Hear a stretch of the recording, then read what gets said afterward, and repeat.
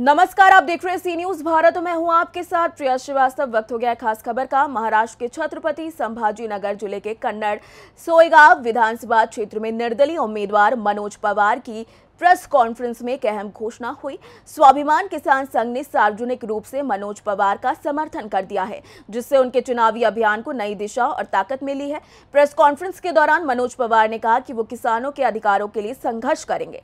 स्वाभिमान किसान संघ के नेता ने इस पर मनोज पवार को समर्थन देते हुए कहा कि मनोज पवार एक ईमानदार और प्रतिबद्ध नेता हैं, जो किसानों की समस्याओं को समझते हैं, उनका समाधान करने के लिए सच्चे दिल से काम करेंगे। पक्षामध्ये तुम्ही प्रवेश घेतला तर नेमकं काय कारण? माझे वडील शेतकरी होते। शेतकरी असल्यामुळे जे वडिलांना शेतकरी काम करत असताना जो काही त्रास होतो, जे काही तेव्हापासून माझ्या लक्षात असल्यामुळे मला ती आवड होती, म्हणून मी शेतकरी संघटनेमध्ये गेलो।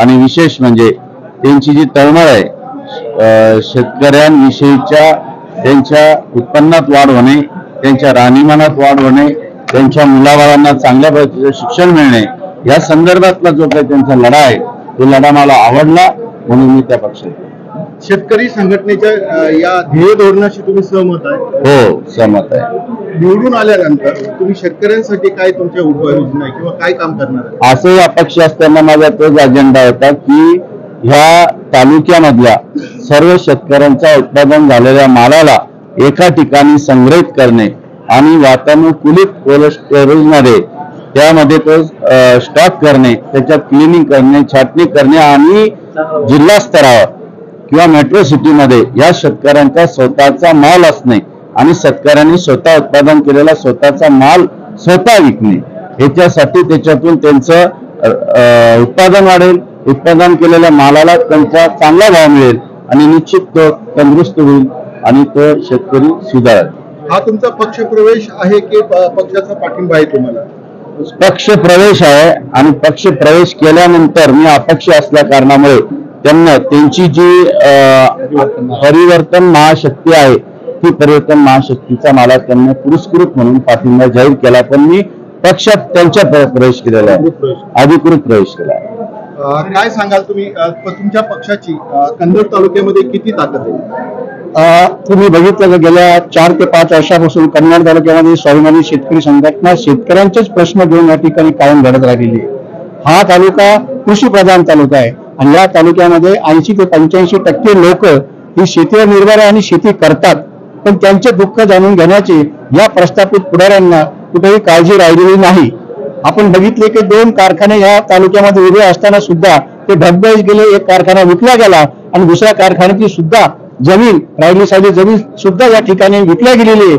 आणि अशा परंपरागत आलेल्या पुढाऱ्यांना किती दिवस कन्नड तालुक्यातल्या लोकांना डोक्यावर घ्यायचं, हा सगळ्यात प्रश्न मोठा आहे। 27 वर्ष ज्यांनी सत्ता भोगली ते आजही म्हणतात की आम्हाला विकास करायचा आहे। तुमचा 27 वर्षात जर विकास संपलेला नाही आणि आमच्या शेतीचं पूर्ण वाटोळ तुम्ही या ठिकाणी केलेलं आहे, तसं बघितलं तर कन्नड तालुक्यामध्ये कन्नड तालुक्याच्या विकासाचे पूर्ण 12 वाजलेले असताना सुद्धा हे लोक परत आमच्या शेतकऱ्याचे मुद्दे घेऊन परत आमच्याकडे मतं मागायला येत आहे आणि आम्ही सुद्धा या 25-30 दिवसामध्ये त्यांच्या भूलभुलायाला बळी पडतो आणि त्यांना मतदान करून आमच्या शेतीचं वाटोळं करून घेतो।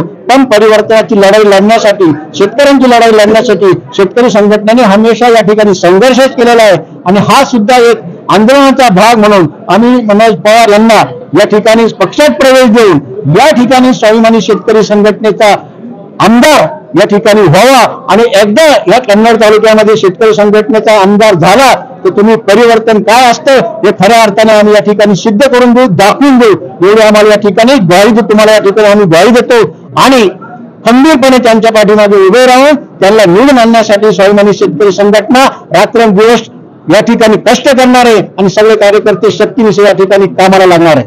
हो, परिवर्तन महाशक्तीचा उमेदवार कन्नड तालुक्यासाठी निश्चित केलेला होता, पण इतका विलंब काय? कोण उमेदवार निश्चित केलेला होता? परिवर्तन नाही, परिवर्तन महाशक्ती नाही घेतलेला होता, पण उमेदवार का देतात? या ठिकाणी जे चळवळीचं वातावरण, मराठा चळवळीचं वातावरण या ठिकाणी चालू होतं, त्या कारणानं गणित कुठेतरी मॅच होत नव्हती किंवा कोण या ठिकाणी लढणार आहेत या भीतीपोटी आणि या सगळ्या गणितामध्ये कुठेतरी आपण समाजाच्या आडवं येतो की काय ही एक भीती या ठिकाणी निर्माण झाली होती आणि सर्व बी फॉर्म माझ्या सोबतच होते. माझ्याकडे ज्या ठिकाणी बी फॉर्म दिले गेले होते, पण या सगळ्या राजकीय गोंधळामध्ये आमचा या ठिकाणी उमेदवार देणं राहून गेलं. परंतु आम्ही ही लढाई सोडली नाही.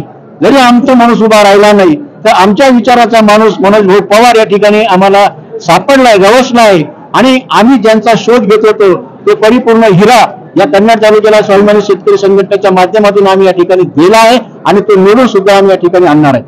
महाशक्तीची ताकद कन्नड तालुक्यात कशी आहे? परिवर्तन महाशक्तीची ताकद जर बघितलं, स्वाभिमानी शेतकरी संघटनेने ऊस परिषद घेऊन कन्नड तालुक्यातल्या शेतकऱ्याला 1800 रुपयापासून 2800 रुपये भाव मिळवून दिलेला आहे आणि अद्रक संशोधन केंद्राची सर्वप्रथम मागणी स्वाभिमानी शेतकरी संघटनेने या ठिकाणी केलेली आहे. दोन्ही जर घटक बघितले आम्ही तर या तालुक्यामध्ये 9000 हेक्टर अद्रक पिकते आणि 9000 हेक्टर ऊस सुद्धा पिकतो.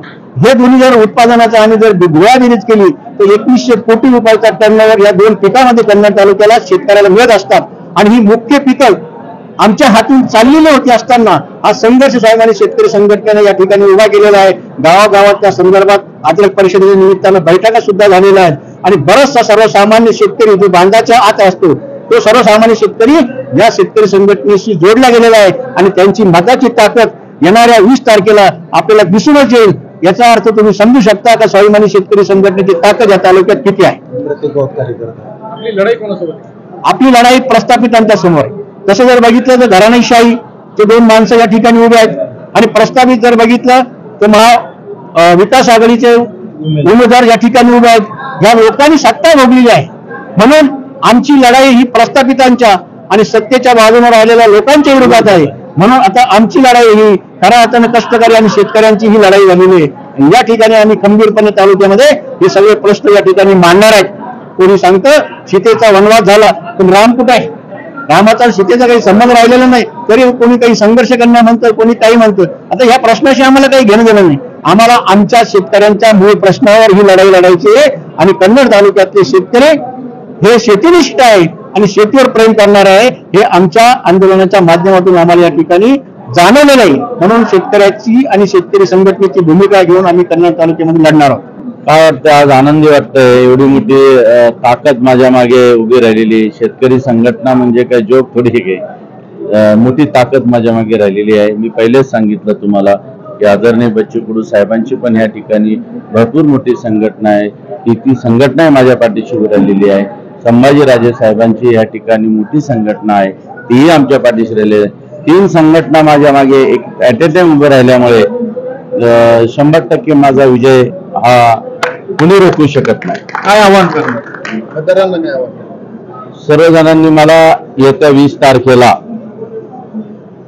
माझं रोड रोलर ही जी निशाणी आहे अनुक्रमांक 11 याच्यावर बटन दाबून मला प्रचंड मतांनी विजयी करा, हेच आव्हान मी त्यांना करतो.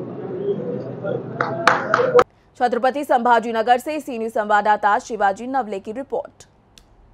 देखा जाए तो स्वाभिमान किसान संघ का समर्थन मनोज पवार के लिए बड़ा संजीवनी बूटी यानी कि बड़ी संजीवनी बूटी साबित हो सकती है, क्योंकि चुनावी मैदान में उनके पास अब किसानों और ग्रामीणों का बड़ा समर्थन होगा। अब देखना होगा कि समर्थन का चुनावी परिणामों पर क्या असर पड़ता है और मनोज पवार चुनावी दौर में कितना सफल होते हैं।